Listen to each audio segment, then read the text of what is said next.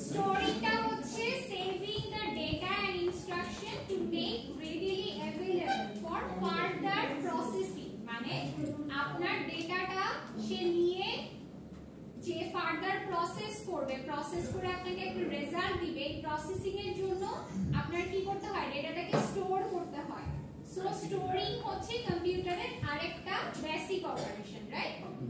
এরপরে আছে কি প্রসেসিং, রাইট? ডেটাটাকে তো প্রসেস করে সে, তারপরে আপনাকে ইনফরমেশন দেয়। এখন ডেটাটা যে প্রসেস করছে এখানে সে কিছু ক্যালকুলেশন বোঝাচ্ছে, প্রসেসিং এর মধ্যে ক্যালকুলেশনটা বোঝাচ্ছে। এখন আপনি চাইলে কি এখানে হচ্ছে অ্যারিথমেটিক অপারেশন করতে পারেন, মানে এখানে আপনি যোগ বিয়োগ গুণ ভাগের কাজগুলো করতে পারেন, অথবা কোনো কম্প্যারিজন লজিক্যাল কোনো অপারেশন করতে পারেন। সো এই ধরনের অপারেশন গুলো বা প্রসেসিং এর মধ্যে অপারেশন গুলো হয়ে থাকে, রাইট? সো এই অপারেশনটাকে আমরা বলছি কি প্রসেসিং। খুবই সিম্পল।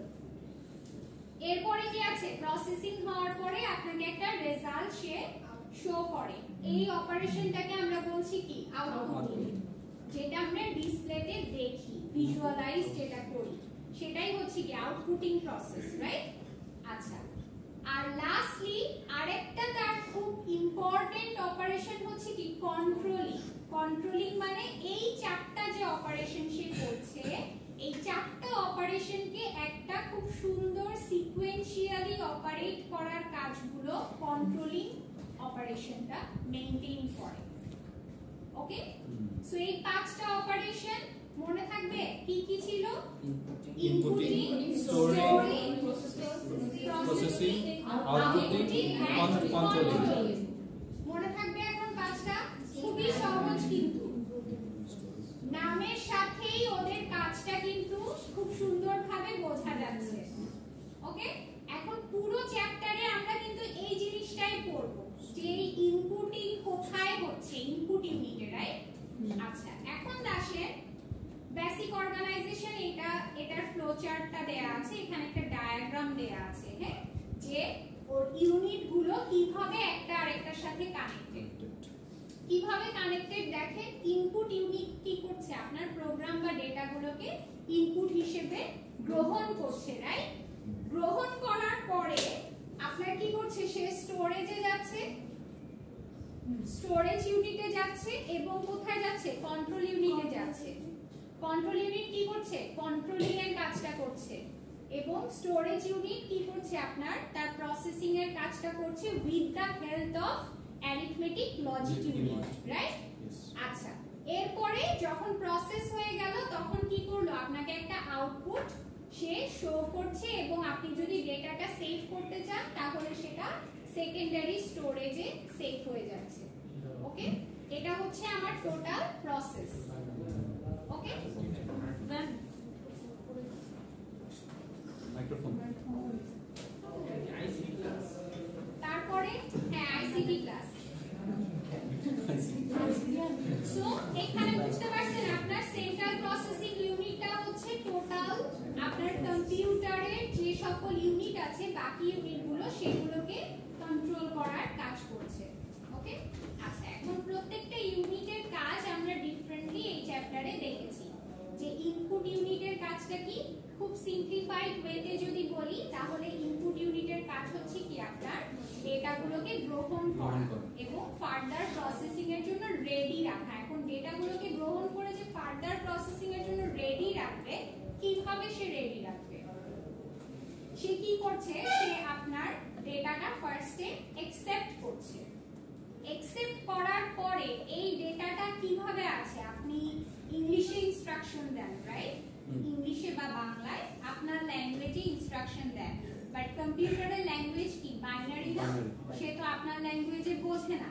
সো কি করবে, আপনার ডেটাটাকে কনভার্ট করবে বাইনারিতে বা মেশিন ল্যাঙ্গুয়েজে। মেশিন ল্যাঙ্গুয়েজে কনভার্ট করে সে কম্পিউটারের প্রসেসিং এর জন্য রেডি রাখবে, এবং আদার যে সকল ইউনিট আছে সেগুলোতে সাপ্লাই করার জন্য অ্যাকচুয়ালি আপনার ডেটাটা রেডি করে রাখবে, প্রসেস করে রাখবে। ওকে, এটা হচ্ছে আপনার ইনপুট ইউনিটের কাজ। অবশ্যই এখানে কিন্তু সবসময় মনে রাখবেন যে যে ইউনিটের কাজই আমরা করছি সব ইউনিট কিন্তু কন্ট্রোলড বাই এবং কন্ট্রোল ইউনিটের হেল্প নিয়েই কিন্তু সে এই কনভার্সনটা করছে, নিজে নিজে একা একা করছে না।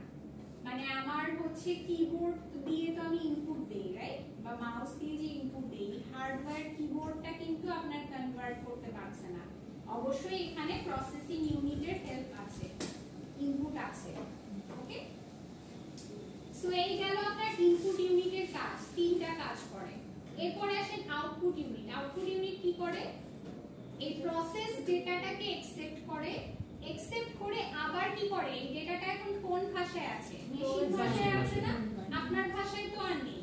এইটাকে আবার কি করবে সে, আপনি আপনার বোধগম্য ভাষায় আবার সে কনভার্ট করবে, কনভার্ট করে দেন আপনাকে সেটা দেখাবে। ওকে, অবশ্যই কার হেল্প নিয়ে, কন্ট্রোল ইউনিটের হেল্প নিয়ে, সেন্ট্রাল প্রসেসিং ইউনিটের হেল্প নিয়ে, মানে এখানেও অবশ্যই সফটওয়্যারের কাজ আছে। ওকে, আচ্ছা, এরপরে আসেন স্টোরেজ ইউনিট। স্টোরেজ ইউনিটে আবার দুই ধরনের কাজ হয়। কিরকম? একটা হচ্ছে আমরা সবাই জানি, এটা তো সবাই জানেন তাই না, আপনারা কিন্তু টেকনোলজিক্যালি অনেক সাউন্ড, সো আপনারা জানেন যে একটা স্টোরেজ ইউনিটে দুই ধরনের স্টোরেজ আমরা পাই, একটা হচ্ছে প্রাইমারি স্টোরেজ, একটা হচ্ছে সেকেন্ডারি স্টোরেজ, তাই না? প্রাইমারি স্টোরেজটা কি করে, আমার ডেটাটাকে কিছুক্ষণের জন্য সেভ রাখে, তার মানে ডেটাটা যতক্ষণ প্রসেস হচ্ছে ঠিক ততক্ষণই আমার র‍্যাম কি করে, ওই প্রসেসিং এর জন্য ডেটাটাকে স্টোর রাখে। ডেটাটা প্রসেস হয়ে গেল, এরপরে যখন সেভ করলাম তখন কোথায় চলে গেল, সেকেন্ডারি স্টোরেজে চলে গেল, তাই না? বুঝতে পারছেন তো? তাহলে সেকেন্ডারি স্টোরেজ কিন্তু ডেটা প্রসেস করে না, করতে পারে না। র‍্যাম হচ্ছে এটা প্রাইমারি স্টোরেজ, ও কিন্তু ডেটা প্রসেস করে। সো এখানে দুই ধরনের ইউনিট আছে, একটা হচ্ছে প্রাইমারি স্টোরেজ যেটা কিনা রানিং প্রোগ্রাম ইনস্ট্রাকশনকে হোল্ড করে, রানিং প্রোগ্রাম ইনস্ট্রাকশন, এবং আপনার অনগোয়িং প্রসেসিং অফ জবস কে সে কি করবে, ইন্টারমিডিয়েট রেজাল্ট গুলোকে স্টোর করে রাখবে। ওকে, আচ্ছা, অবশ্যই ফাস্ট ইন অপারেশন, যেহেতু প্রসেসিং এর কাজটা কি অনেক ফাস্টার হয় না, সো এই কাজটা তো র‍্যাম থেকেই হয়, সো র‍্যাম এর প্রসেসিং পাওয়ারটা অনেক বেশি, অনেক ফাস্টার। আচ্ছা, ক্যাপাসিটি স্মলার, রাইট?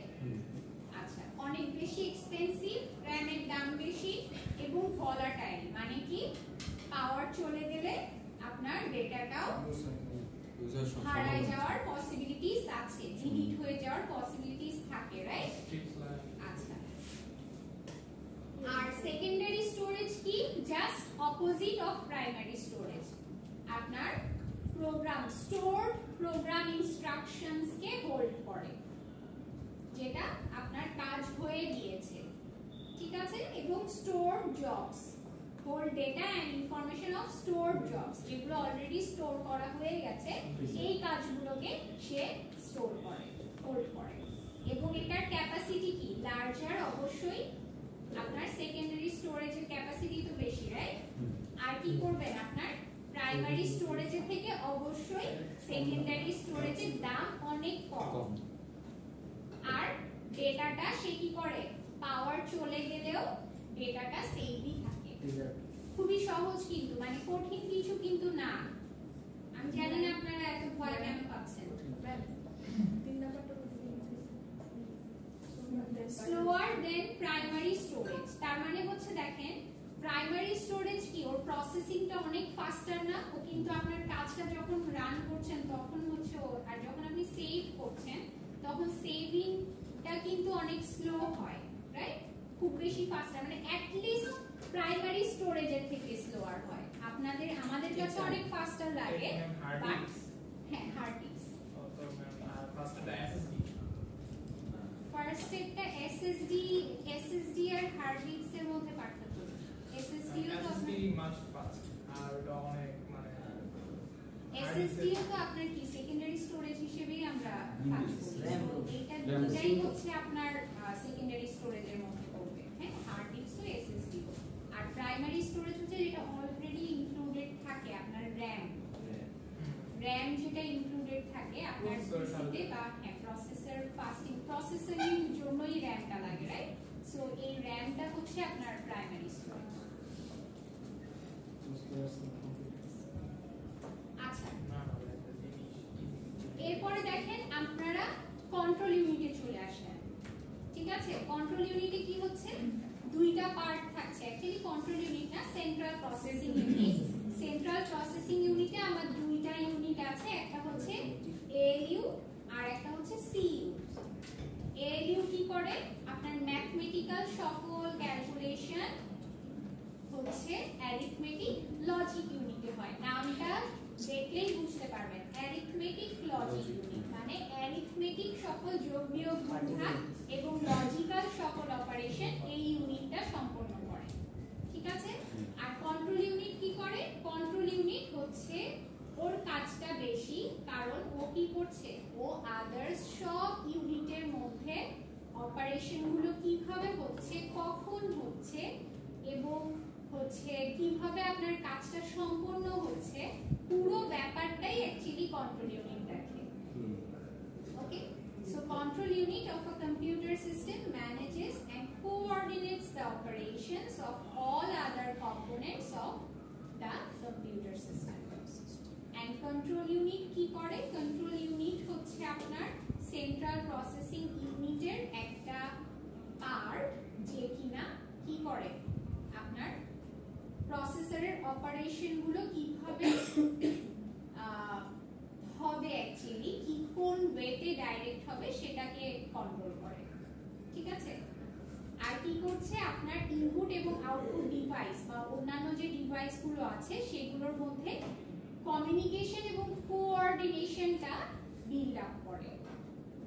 ঠিক আছে, মানে হচ্ছে সিগন্যালটা পাস করে প্রত্যেকটা ইউনিটের সাথে, প্রত্যেকটা ইউনিটের যে সিগন্যাল পাসিং বা কোন কাজটা কখন হবে এটা কি সিগন্যাল পাস করছে, তাই না? সো এই সিগন্যাল পাসিং এর কাজটা অ্যাকচুয়ালি কন্ট্রোল ইউনিট করছে।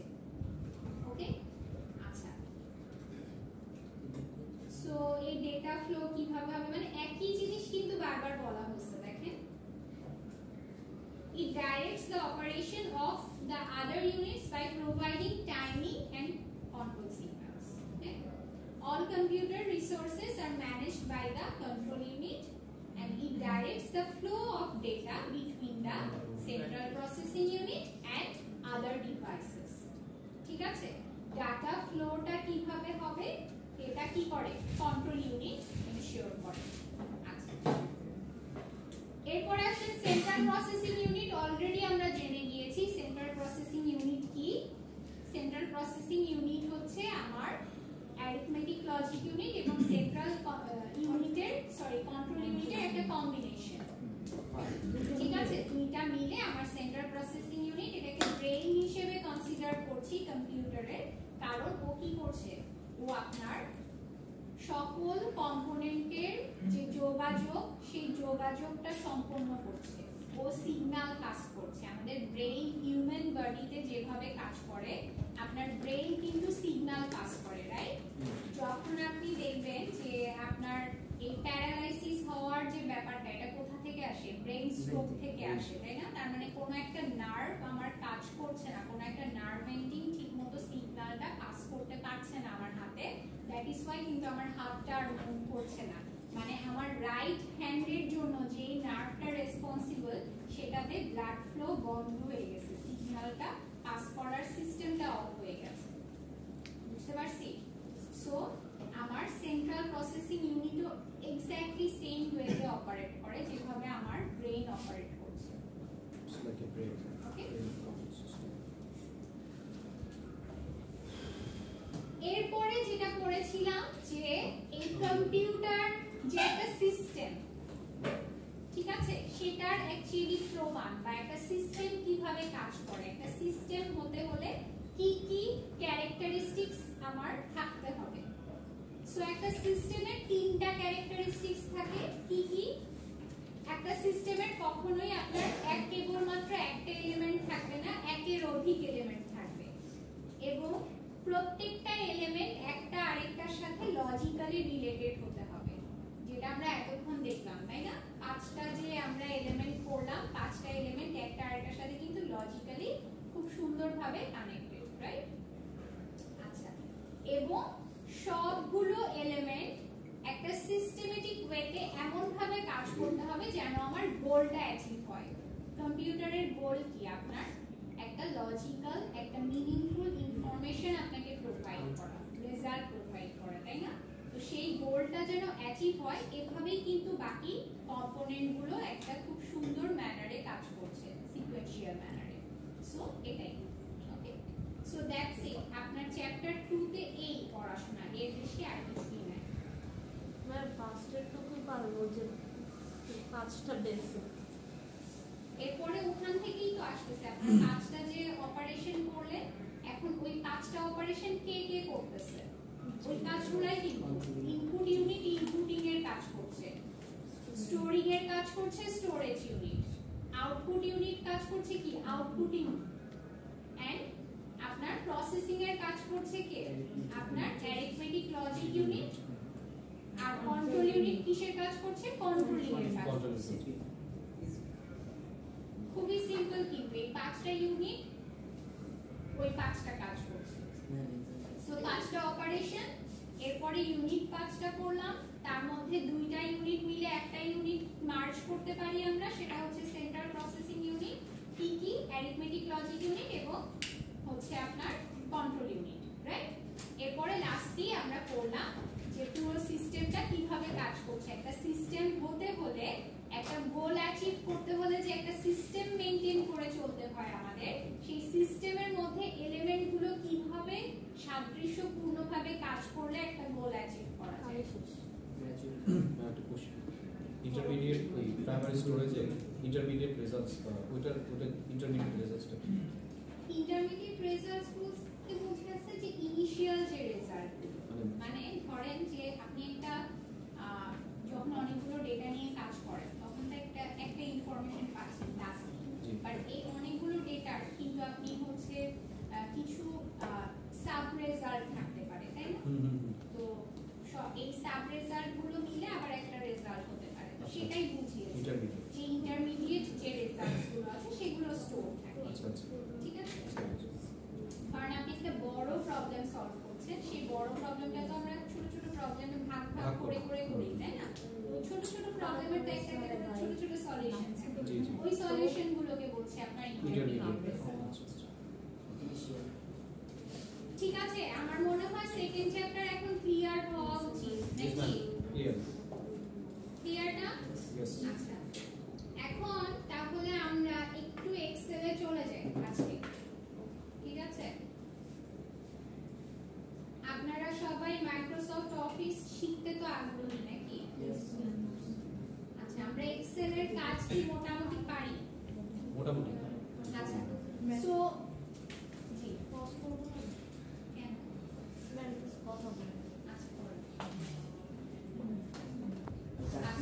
এখন দেখেন আমি আপনাদেরকে একটু খুবই সিম্পল কথা বলি, সেটা হচ্ছে যে মাইক্রোসফট অফিসটা আমাদের জন্য ইম্পর্টেন্ট। আমরা মনে হয় যেহেতু আমরা এখন সেকেন্ড থার্ড সেমিস্টারে চলে এসেছি, রাইট?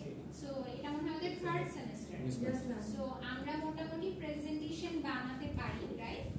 প্রেজেন্টেশন মোটামুটি বানাতে পারি, আর ওয়ার্ডে হয়তো বা টুকটাক অ্যাসাইনমেন্ট করতে পারি। সো ওয়ার্ড আর প্রেজেন্টেশনটা আমি দেখাবো, সেটা আমার মনে হয় একদিন একটু দেখালেই হয়ে যাবে।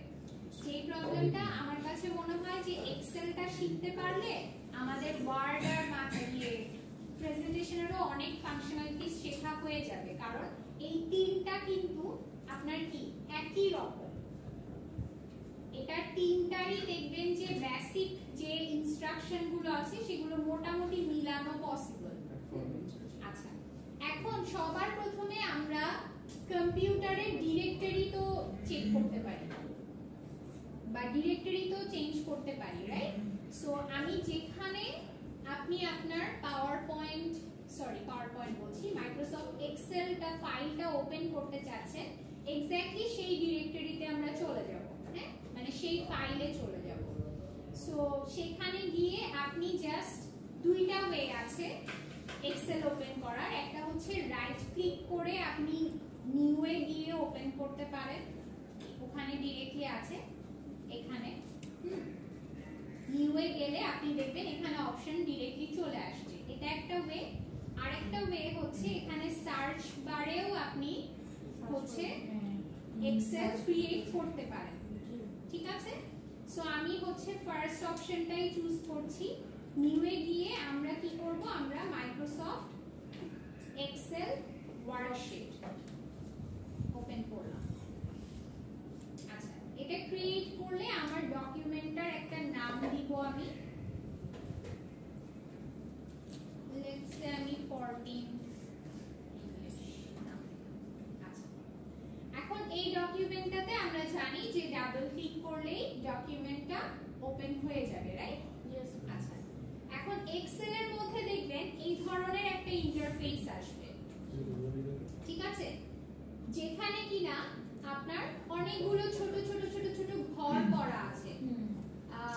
জাস্ট অ্যাজ আপনারা ছোটবেলায় ম্যাথ ক্যালকুলেশন করার জন্য ছোট একটা খাতা কিনতে পাওয়া যেত না, ওই খাতার মতো কিন্তু, ঠিক আছে, যেখানে আপনারা ম্যাথ করতেন।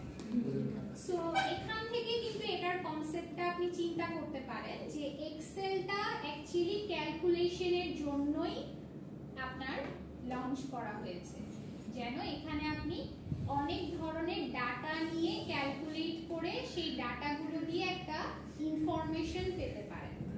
আচ্ছা, এখন কিভাবে ক্যালকুলেশন করব সেটাতে আমরা যাব আস্তে আস্তে, বাট সর্বপ্রথম আমরা একটু এক্সেলের বেসিকটা জেনে নিই। আচ্ছা, এখানে দেখবেন উপরে এরকম অনেকগুলো ইনস্ট্রাকশন দেওয়ার জন্য একটা প্যানেল আছে, তাই না? সো এটাকে বলা হচ্ছে কি রিবন, রাইট? আচ্ছা, এবং এখানে দেখবেন অনেকগুলো অপশন আছে, আপনার file, home, insert, page layout, formulas, data, review, view, help. So এই সবগুলো অপশনে কি কি করা যায় আপনারা জানবেন আস্তে আস্তে, হ্যাঁ। হোম বাটনের মধ্যে দেখবেন প্রত্যেকটা বাটনের মধ্যে দেখবেন আলাদা আলাদা রিবন আছে, ওকে। আচ্ছা, সো সর্বপ্রথম আমরা হোম বাটনে কি কি ফাংশনালিটিস আছে, কি কি করা যায় এটা একটু দেখে নিই। আচ্ছা, এখন দেখেন আপনার এই এক্সেল ফাইলটার মধ্যে একটা সেকশনে এ বি সি ডি কিছু লেটার আছে, আরেকটা সেকশনে দেখবেন 1 2 3 4 এরকম নাম্বারস আছে। তো এই লেটারের যে পার্টটা এটাকে আমরা বলছি কি কলাম, হ্যাঁ, এন্ড এটাকে বলছি কি রো, রাইট? তার মানে আবার এগুলো হচ্ছে রো, এগুলো হচ্ছে কলাম, এবং এই রো কলাম মিলে যে ঘরটা আমার ক্রিয়েট হয়েছে এই প্রত্যেকটা ঘরকে আমরা এক একটা সেল হিসেবে চিনি, রাইট? তো প্রত্যেকটা সেলের দেখবেন একটা নামকরণ করা হয়েছে।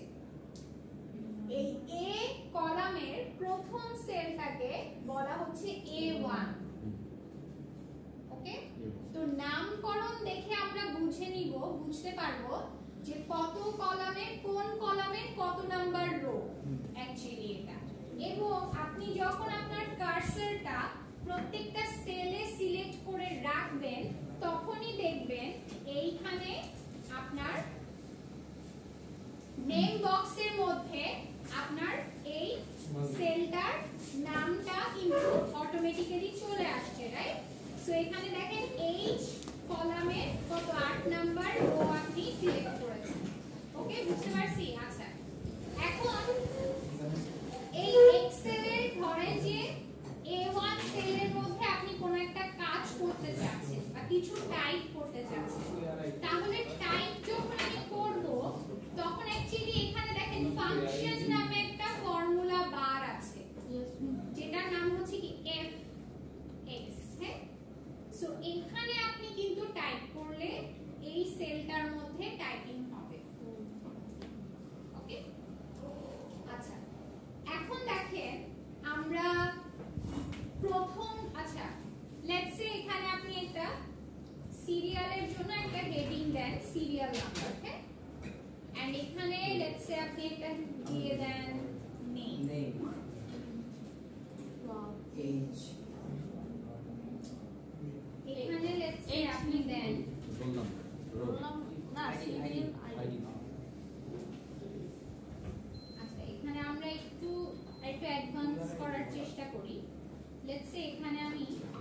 হচ্ছে আপনার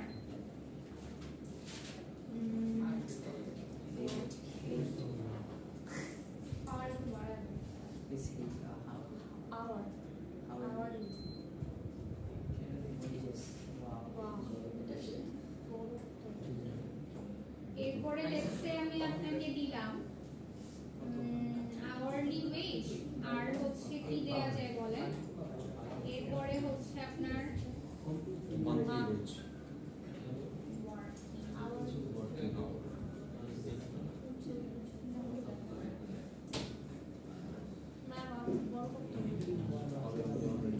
আচ্ছা। সো দেখেন আমি যখন ঘরগুলোতে লিখলাম, হ্যাঁ, প্রত্যেকটা ঘরে লিখলে আপনি যখন ট্যাব বাটনটা প্রেস করবেন, ট্যাব বাটন প্রেস করলে কিন্তু পাশের সেলগুলোতে চলে যাবে, নিচের সেলে আসবে না। ওকে, যদি আপনি নিচের সেলে আসতে চান তাহলে আপনাকে এন্টার প্রেস করতে হবে। ওকে, yes মনে থাকবে, ট্যাব প্রেস করলে পাশাপাশি সেলে চলে যাব, এন্টার প্রেস করলে নিচের পরের সেলগুলোতে আসবো। আচ্ছা, এখন দেখেন এখানে আমি বলতে ভুলে গেছি, এই যে ওয়ার্কিং আওয়ারের যে সেলটা আছে D1, এখানে আমি লিখেছি ওয়ার্কিং আওয়ার, বাট শুধুমাত্র ভিজিবল হচ্ছে কি ওয়ার্কিং আওয়ারটা ঠিকমতো দেখা যাচ্ছে না।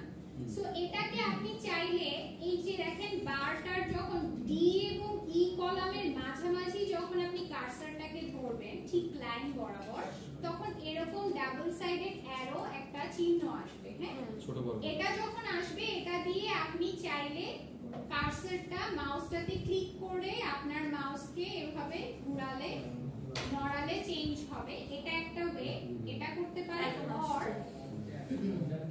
আর আপনি চাইলে এখানে ধরে জাস্ট রেখে মাউসটা ডাবল ক্লিক করলে ও হচ্ছে ওর লেখার সাইজ বরাবর যতটুকু জায়গা দরকার ততটুকু জায়গা নিয়ে নেবে। ঠিক আছে, সো দুইটা ওয়ে আছে, আপনি যেভাবে ইচ্ছা সেভাবে ইউজ করতে इस পারেন। फॉन्ट साइज चेंज करा जाए হ্যাঁ, চেঞ্জ করা যায়। হ্যাঁ ওইখানে সাইজ রাখা আছে। আচ্ছা, ফন্ট সাইজ চেঞ্জ, তারপরে হচ্ছে বোল্ড করা, ইটালিক করা, আন্ডারলাইন করা, এগুলো সব ওয়ার্ডের মতো। ঠিক আছে, আপনি এখানে ক্লিক করে এই যে এখানে আপনার ইয়ে দেয়া আছে, Customize ফন্টের করা। সবকিছুই এখানে দেয়া আছে। এখান থেকে কাস্টমাইজ সো আপনি এখান থেকে যেভাবে ইচ্ছা এটাকে বোল্ড করতে পারেন, আর আপনি চাইলে সবগুলো কলাম একসাথে সিলেক্ট করে এটাকে বোল্ড করে দিতে পারেন, সাইজ চেঞ্জ করে দিতে পারেন। ওকে, ঠিক আছে, ওইখানে যে মাঝখানে যে ডাবল ক্লিক করলেই সাইজ এসে যাবে। হ্যাঁ, ডাবল ক্লিক করলে সাইজ এসে পড়বে। আচ্ছা, আরেকটা বিষয় একটু দেখাই, আজকে কয়েকটা শুধু বেসিক কিছু দেখাবো। হ্যাঁ, সো এখানে দেখেন সিরিয়াল অবশ্যই আপনার কি 1 2 3 4 লেটস 100টা ইনপুট দিবেন, তাহলে এইভাবে সিরিয়ালি আপনি 1 2 3 4 100 পর্যন্ত দেয়াটা খুবই একটা টাইম কনজিউমিং ব্যাপার, তাই না? সো সেই ক্ষেত্রে আমরা কি করতে পারি, সেই ক্ষেত্রে আপনি এরকম দুইটা বা তিনটা নাম্বার ইনপুট দিবেন, দেওয়ার পরে আপনি এই তিনটা সেলকে এট আ টাইম সিলেক্ট করবেন। ঠিক আছে, just by scrolling. Okay, mouse দিয়ে ক্লিক করে স্ক্রল করলেই আপনার সিলেক্ট হয়ে যাবে। সিলেক্ট হয়ে গেল, এখন এই যে নিচের কর্নারে যখন কার্সারটা নিয়ে আসবেন, একটু দেখেন গাইস, যাদের দরকার নাই তারা চুপচাপ বসে থাকেন, ক্লাসে ডিস্টার্ব করবেন না, না হলে বের হয়ে যাবে। আমার না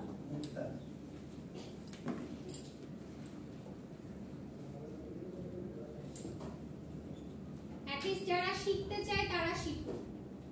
আচ্ছা, সো সিলেক্ট করার পরে দেখবেন একদম নিচে কর্নারে কার্সারটা নিয়ে আসে এরকম একটা প্লাস সাইনের মতো আসবে। ঠিক আছে, এই প্লাস সাইন যখন আসবে তখন এটাতে ক্লিক করবেন, ক্লিক করে কার্সারটা ধরে নিচে টানলেই দেখবেন যে সিরিয়ালটা আপনার চলে আসছে। ওকে, সো আপনি যত দূর পর্যন্ত চান, যত লেটস সে আপনি 1000টা আপনার ইনপুট দিতে হবে, সো 1000টা ডেটা আপনি এভাবে সিরিয়াল করে নিতে পারবেন। ওকে, আচ্ছা, এটা চাইলে এখন বলতে পারেন যে আমি পাশাপাশি যদি সিরিয়াল করতে চাই সেটাও সম্ভব। সেটা কিভাবে সম্ভব, এখানে ধরেন 2 দিয়ে দিলেন, এরপরে এই দুইটাকে আপনার সিলেক্ট করতে হবে, তারপরে প্লাস বাটন সে আপনার পাশাপাশি নিতে হবে। আপনি আর যেভাবে পাশে চান। কি ট্যাব আর নিচে হলো ইন্টার। হ্যাঁ, পাশে ট্যাব, নিচে এন্টার। এখন আচ্ছা এটা গেল। পাশে ট্যাব নিচে। আচ্ছা আপনারা এই জিনিসগুলো কিন্তু নোট ডাউন কেউ করেন না, বাসায় যেতে যেতেই ভুলে যাবেন কি কি করছিলেন। না ম্যাম গুগল। পাশে ট্যাব। আচ্ছা আরেকটা বিষয় বলছি আপনার, সেটা হচ্ছে লেটস সে আপনি কপি করতে চান একই নাম্বার বা, আচ্ছা এখানে আমি একটু এটা চেঞ্জ করি আপাতত জাস্ট এক্সাম্পলের জন্য আইডি। তো আপনাদের আইডির প্রথম 4টা বা 5টা ডিজিট মনে হয় সেম, তাই না? কি জি ছিল? ম্যাম 232040। এই জিনিসটা সেম, তাই না? Yes ma'am. এরপরে কত আছে? আচ্ছা 001 এইভাবে আসে, রাইট? সো এটাকে যদি আপনি কপি করতে চান, লেটস সে কপি করলেন, তাহলে জাস্ট একটা লিখেই আপনি এইভাবে টানলে ওই নাম্বারটাই বারবার আসবে, হ্যাঁ? আর যদি আপনি চান যে না আমি আইডি সিরিয়াল করব, সেটাও পসিবল। সেটা কিভাবে পসিবল দেখেন, আপনারা কি করছেন, জাস্ট এই নাম্বারটা চেঞ্জ করছেন, তাই না? Yes ma'am. সো সেকেন্ডটাতে এসে আপনি এখানে 2 দিয়ে দিলেন। এরকম ডাবল খাটবে। সেটা তো অনেক টাইম। হ্যাঁ। ও এখন একসাথে করে দেন। কিছু তো নষ্ট করতেই হবে। না না এখন করে দাও। জোস Okay. জোস। ওটা ফার্স্টের 1 2 3 ঠিক আছে। সো এইভাবে আপনি আইডিও সিরিয়াল করে যদি দেখেন প্রথমে কিছু যেগুলো কমন সেগুলো সে বুঝে যাবে যে 3 বারই কমন আসছে, সো ওইটা সে আর চেঞ্জ করবে না। সে কি করবে, যেটা চেঞ্জ করা হয়েছে সেটাকেই সে চেঞ্জ করবে। ওকে, সো খুবই স্মার্ট, হ্যাঁ আপনাদের মধ্যে। মিস আবার ঠিক আছে। যদি মাঝখানে চেঞ্জ করতে হয় 40 তাহলে মাঝখানে এখানে চেঞ্জ করে দিবেন 50 করে দিবেন 60, দুই তিনটা চেঞ্জ করে এরপরে সিলেক্ট করে টানবেন, চেঞ্জ হয়ে যাবে। তাহলে চেঞ্জ হবে। আসলে অনেক মজা সেটা যে মিস এটা চাইতেছিলাম শেখার জন্য। আচ্ছা, সো এটা হলো। এখন বেসিক যে ব্যাপারগুলো যেটা ওয়ার্ডের মতো, আমি ওগুলো হচ্ছে আপনাদেরকে একটু স্কিপ করে গেছি। যেমন ধরেন যে এটাকে ফন্টগুলো তো আপনারা জানেন, এটাকে হচ্ছে এই যে মিডলে আনা, সাইডে আনা, এটাও তো জানেন মনে হয়, তাই না? দেখাবো একটু। দেখানো তো ধরেন যে এটা কি আছে আপনার এরকম ওরিয়েন্টেশনে আছে, অ্যালাইনমেন্টটা, হ্যাঁ? তো এটাকে চাইলে আপনি মাঝে আনতে পারছেন, সাইডে নিতে পারছেন, আপনার যেভাবে ভালো লাগে বা যেভাবে দরকার, রাইট? আচ্ছা, এখানে আপনার হচ্ছে 2টা 3টা সেলকে আপনি চাইলে মার্জ এন্ড সেন্টার মানে মার্জ করতে পারবেন। কিভাবে করতে পারবেন? আচ্ছা, তার আগে আরেকটা ফাংশন দেখাই। আমি চাইলে লেটস সে আপনি এটা লিখে ফেলেছেন, করে ফেলেছেন, এখন ইন বিটুইন বা সবার প্রথমে আপনার এখানে তো কোনো হেডিং নাই, তাই না? এটা কি করছি আমরা, এটা অ্যাকচুয়ালি কিসের ফাইল, তো এটার একটা হেডিং দেওয়া তো দরকার। এখন আমি কাজ তো করে ফেলেছি, তাহলে কি সব মুছে আবার করব? সব মুছে করলে তো আবার জিনিসটা নষ্ট হয়ে গেল, নাকি হ্যাঁ টাইমও নষ্ট হয়ে গেল, কষ্টটাও আমার বৃথা গেল। এখন কি করব, আমি চাইলে ইন বিটুইন কোনো একটা কলাম বা রো ইনসার্ট করতে পারবো, ডিলিট করতে পারবো। কিভাবে? আমি চাচ্ছি কি একটা হেডিং দিতে, তার মানে এই নাম্বার 1 রো এর উপরে আমি আরেকটা রো চাই। তো এই নাম্বার 1 রোটা আমি আগে সিলেক্ট করব। সিলেক্ট করে আমি রাইট সাইডে ক্লিক করব। ক্লিক করে এখানে দেখেন একটা ইনসার্ট অপশন আছে। Yes ma'am. ইনসার্ট দিলে ও কি হবে, আরেকটা আরেকটু নতুন রো উপরে মানে সার নেম দাও জন্য। হ্যাঁ মানে হেডলাইন দেওয়ার জন্য। আচ্ছা, এখন যদি আমি চাই যে এটাকে আমি ডিলিট করে দিতে চাই, কথার কথা, বা লেটস সে এই রোটাকে আমি ডিলিট করে দিতে চাই, তাহলে এখান থেকে এই যে ডিলিট করে দিলেও ডিলিট হয়ে যাবে। সব রাইট হয়ে যাবে। ওকে, বুঝতে পারছি? ম্যাম এটা কি নাম্বার? কন্ট্রোল জেড দিলে আপনি আগে যেই কাজটা করেছেন ইমিডিয়েট সেটা আবার রিমুভ হয়ে যাবে, ঠিক আছে? মানে আনডু হয়ে যাবে। অথবা বুঝে ম্যাম অ্যারো যেটা উপরে হ্যাঁ, উপরের অ্যারো দিয়েও করা যায়। আচ্ছা, এটাকে আমি ডিলিট করলাম, তাই তো? জি ম্যাম। ডিলিট করলাম। এখন আপনি চাইলে এই যে এখানে দেখেন ও আনডু, হ্যাঁ আনডু একটা ইয়ে আছে, আনডু করে দিলে এটা আবার ফিরে আসবে। অথবা আপনি চাইলে কন্ট্রোল জেড প্রেস করতে পারেন। না ওটা মিস ব্ল্যাঙ্ক কলাম কি ইনসার্ট করা যায়? হ্যাঁ হ্যাঁ অবশ্যই। কলাম ইনসার্ট করে, ধরেন এখানে করতে চাচ্ছেন, Blank. তাহলে কলাম ধরবো, ইনসার্ট এখানে ইনসার্ট, ব্ল্যাঙ্ক মানে ফাঁকা একদম ফাঁকা। ফাঁকাই তো এই যে ম্যাম মানে আপনি কলাম চাচ্ছেন এই কলাম ঘরগুলাই থাকবে না, তাহলে আপনার একটা ভিউ অপশনে যেতে হবে। ভিউ অপশনে গিয়ে আপনি যে গ্রিড লাইনস গুলো উঠায় দেন, এটাই তো। ঠিক আছে, তাহলে গ্রিড লাইন গুলো উঠে গেল, কিন্তু ঘরগুলো না থাকলে আপনার কাজ করাটা ডিফিকাল্ট হয় এক্সেলে। সো গ্রিড লাইন গুলো ইম্পর্টেন্ট। ভিউয়ে গিয়ে আপনি আপনার মতো করে সাজাতে পারবেন যে পেজটাকে আপনি কিভাবে দেখতে চাচ্ছেন, ঠিক আছে। এই গ্রিড লাইন উঠাই সাধারণত আমরা প্রিন্টিং এর জন্য, যখন আপনারা প্রিন্ট করেন তখন দেখা যায় যে আমরা এই জিনিসটা উঠিয়ে প্রিন্ট করতে চাই, যে একটা হোয়াইট পেজে প্রিন্ট হবে, তখন আপনি এটা করে দিতে পারেন। সো আপনি এভাবেও কাজ করতে পারেন, এটা রেখেও কাজ করতে পারেন। এটা সারা সো এটা আমরা পাবো ভিউ অপশনে, হ্যাঁ ভিউ বাটনে গেলে আমরা পাবো। আচ্ছা তো আচ্ছা এটা হলে আমরা আবার একটু ফিরে আসি। আচ্ছা এখন দেখেন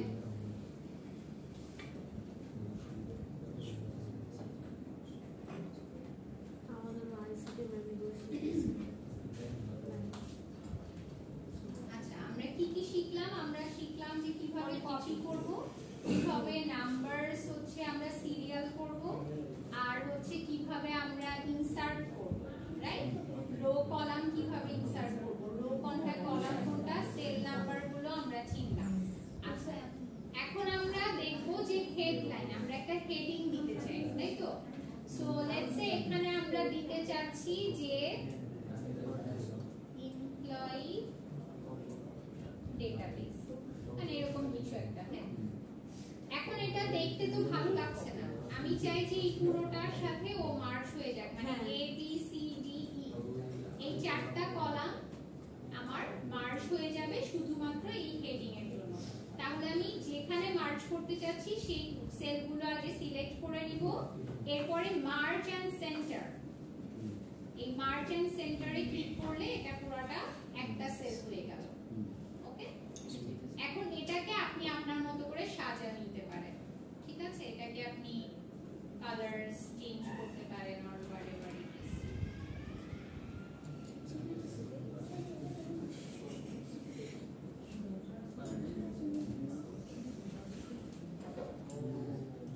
ওয়াও অসাম ঠিক আছে, মানে এখন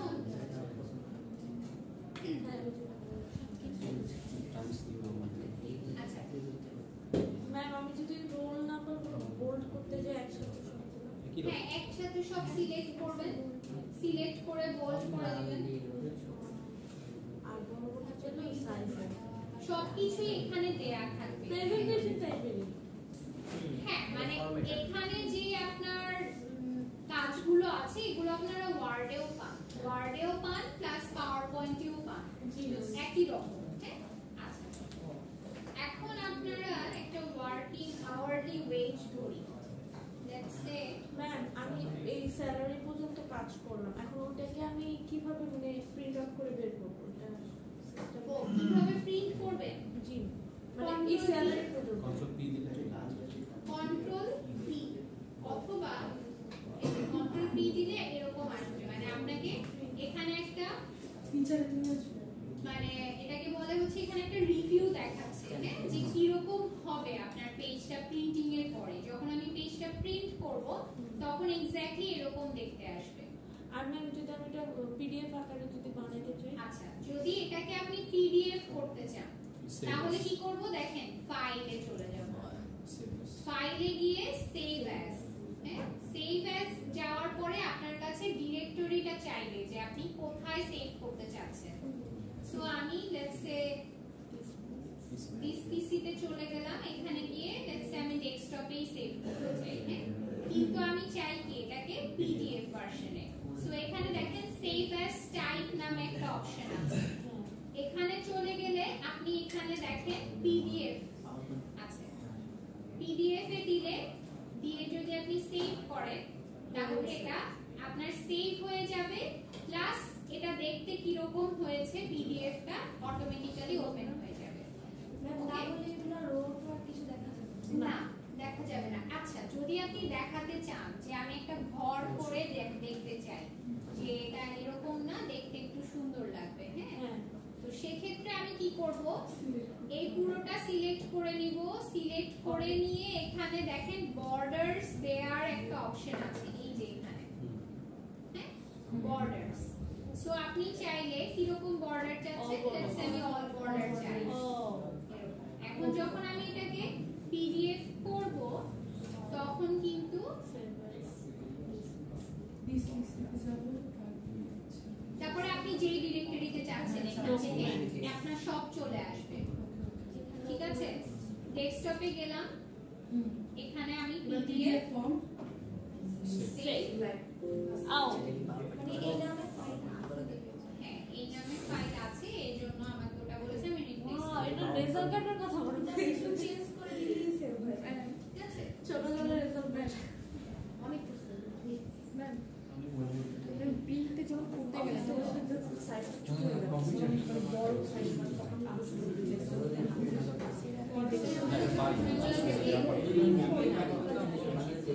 পিডিএফ এ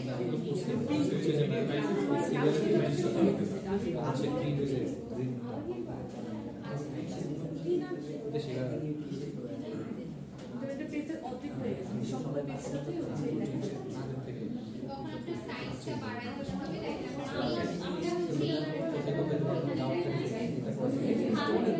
এখানে ডটেড লাইনগুলো দেখতে পাচ্ছেন, এই ডটেড লাইনগুলো, তার মানে আপনি যখন পেজটা প্রিন্ট করবেন আপনার পেজ A4 পেপারটা হচ্ছে এই, সো আপনি ওই অনুযায়ী এটাকে বড় মানে করতে ওই যে পারেন, ম্যানেজমেন্টে লেখাগুলোকে ওভাবে সাজাতে পারেন, সাজায় আপনি হচ্ছে প্রিন্ট করবেন। ম্যাম অফিসে এইসব কাজ করতে হয় এটা ডিপেন্ড করছে আপনি কি কাজ করছেন আপনার কাজের উপরে। এখন হচ্ছে আপনি যদি এমপ্লয়ি ডেটাবেস এগুলো, হ্যাঁ ডেটাবেস এগুলো নিয়ে কাজ করতে পারেন। আবার আচ্ছা, আমরা বিভিন্ন রকমের ডেটা নিয়ে কাজ করব। এই মুহূর্তে আমার কাছে কিছু ডেটা আছে কিনা একটু দেখি।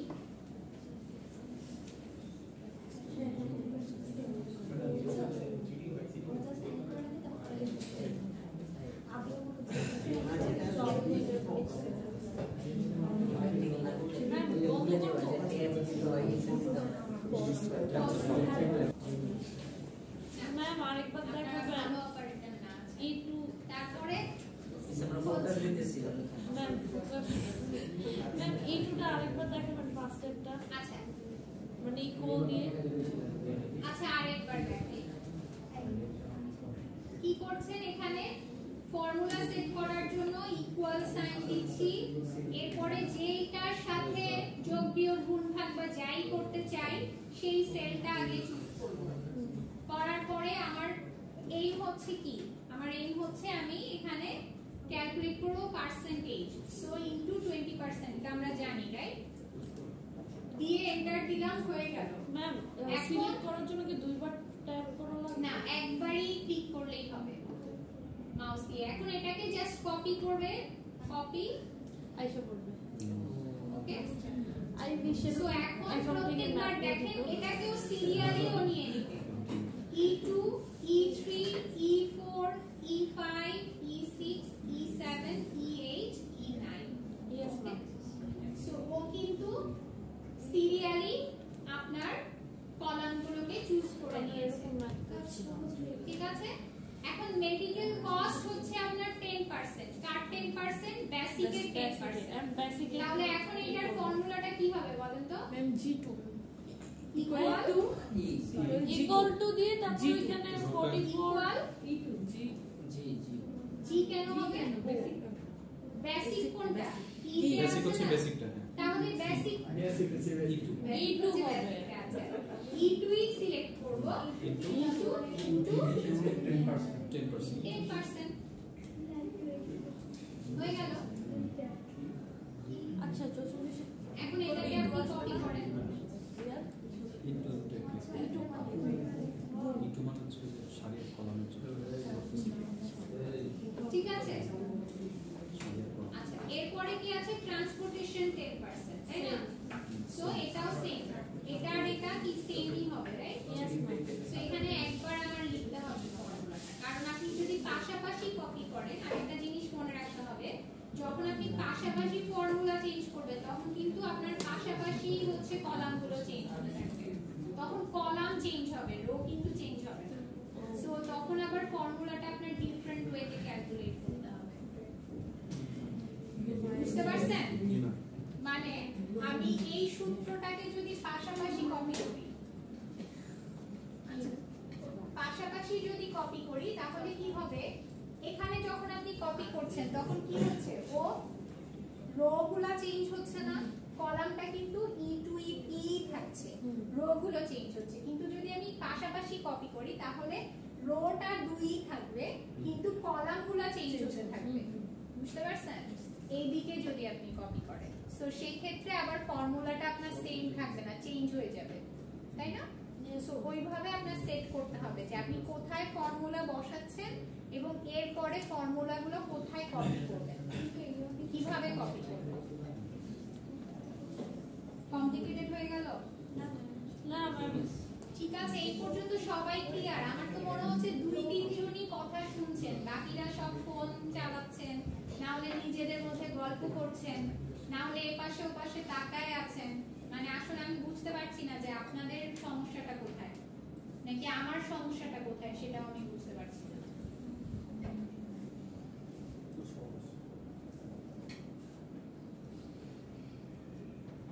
এরকম বলে হবে না, বুঝছেন? শুধু এই যে এখান থেকে একটা সার্টিফিকেট নিয়ে বের হবেন, সেই সার্টিফিকেটটা পরবর্তীতে গিয়ে বেচতে হবে, অনেকে আর শিরা কোনো কাজে লাগবে না, না হলে ঝালমুড়ি খেতে হবে, বুঝছেন? যত তাড়াতাড়ি এটা বুঝবেন তত তাড়াতাড়ি ভালো হবে আপনাদের জন্য। আচ্ছা, সো এখানে সবগুলোই সেম। অ্যাডভান্স হচ্ছে আপনি অ্যাডভান্স যদি সে কিছু পেয়ে থাকে সেটা, এটাও আপনি সেট করে দিতে পারেন, বা আপনি এখানেও কোনো ক্যালকুলেশন করতে পারেন যদি আপনার কোনো পলিসি থেকে থাকে। এগুলো কি সব পলিসি তো সেট করা, এক একটা অর্গানাইজেশনে এক এক রকম পলিসিস থাকে। সো অ্যাডভান্সেও এরকম পলিসি থাকতে পারে যে আপনি লেটস সে গ্রস স্যালারি হচ্ছে তাকে 10% দিয়ে দিবেন, বা বেসিকের হচ্ছে এত পার্সেন্ট আপনি তাকে অ্যাডভান্স করে দিতে চান, সেক্ষেত্রে ওইটা ক্যালকুলেট আলাদা করবেন। আলাদা। আর নেট স্যালারি কি হবে, এই সবগুলোর যোগফল, তাই না? জি তাই তো, জি ম্যাম। নেট স্যালারি, তাহলে সেগুলো যোগ তো করতে পারবেন আশা করি। মানে অটোমেটিকলি কেমনে করে এইটা যোগ পারি, ফর্মুলা এই যে ফর্মুলা লিখবেন তাহলে সবগুলোই একটু করতে হবে আমার, হ্যাঁ? বেসিক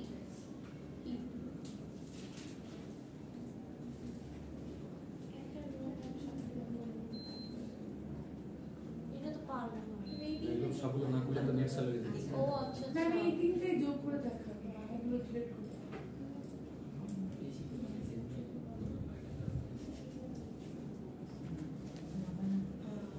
3 থেকে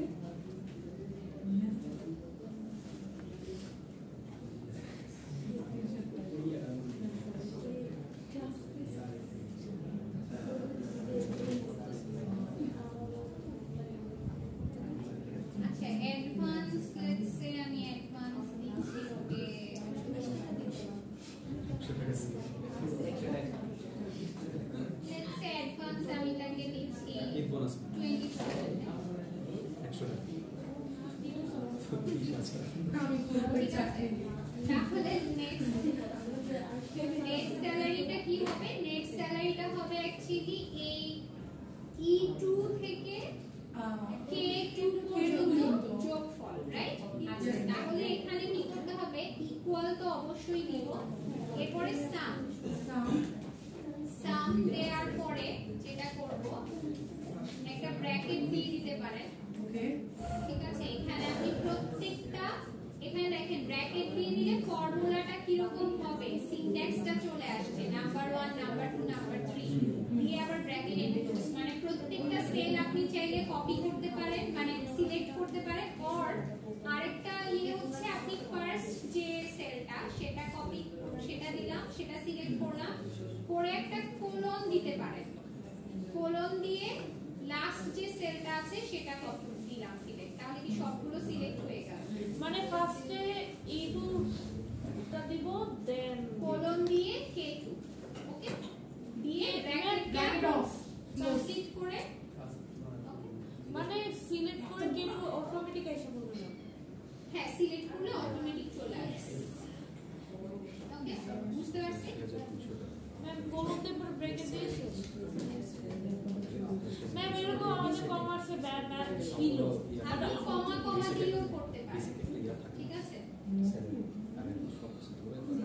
বুঝতে পারছেন তাহলে নেট স্যালারিতে কি সবকিছু যোগ করুন না আপনি যেগুলো দিচ্ছেন বেসিকের সাথে একজন সিইওর তো এই স্যালারি হওয়াই উচিত তাই না আমিও সিও হতে চাই। ম্যাম আমাদের এরকম ম্যাথ দিত কম্পিউটার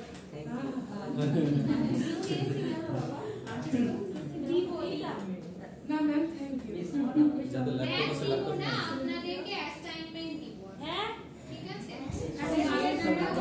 মনে করে এরকম হচ্ছে আমি আপনাদেরকে কিছু কোয়েশ্চেন দিব যে আপনাদের সলভ করতে হবে লেটস সে এমপ্লয়ি একটা ডেটাবেস বানাতে বললাম সেখানে কি কি থাকবে সেটা আমি বলে দিব আপনারা আমাকে এই টেবিলটা বানিয়ে দিবেন আমাদের স্কেল যেটা বানাবো আমার অভ্যাস আছে আমি আমার মনে হয় আমরা আজকে যোগ দেখলাম পার্সেন্টেজ কিভাবে বের করতে হয় কিছু বেসিক ফর্মুলা দেখলাম যে আর মোটামুটি একটা এমপ্লয়ি ডেটাবেসের একটা শর্ট একটা ডেমো যে এরকম হয় এমপ্লয়ি ডেটাবেসে সো আমি আপনাদেরকে একটা অ্যাসাইনমেন্ট দিব অ্যাসাইনমেন্টটা আমি আপনাদের পোর্টালে আপলোড করে দিব এবং আপনাদের যে অফিশিয়াল গ্রুপ আছে হোয়াটসঅ্যাপ গ্রুপটা সেখানে আমি আপনাদেরকে নোটিফাই করে দিব অ্যাসাইনমেন্ট সম্পর্কে এন্ড এটা আমাকে সাবমিট করতে হবে সাবমিট করবেন আপনারা আমাকে মেইলের ম্যাম হোয়াটসঅ্যাপে না